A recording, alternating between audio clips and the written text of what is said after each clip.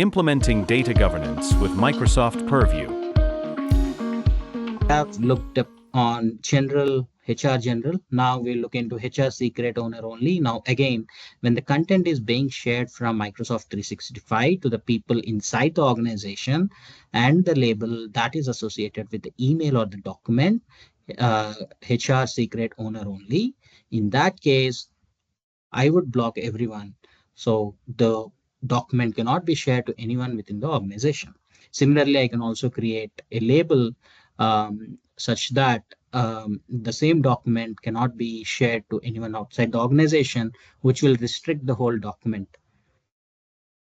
So after creating these DLP rules in the policy, so this is we are not using that, so I'll just delete it. And next, so this is where the so you can actually turn on the policy, or you can run it in simulation mode to identify all the emails and everything which match the rule, or you can turn it off. Now here is where all the test documents are there in order to demonstrate the outcome of these labels and DLP rules. Now we'll see how the top secret or owner only label works.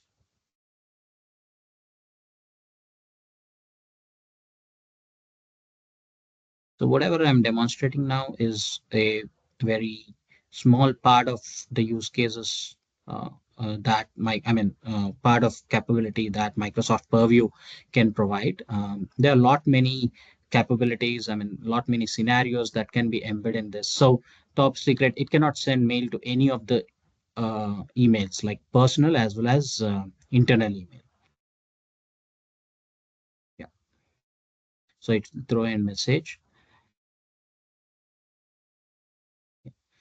Yeah, so I hope you had a good view of how the Microsoft Purview works. Any questions I can answer for you?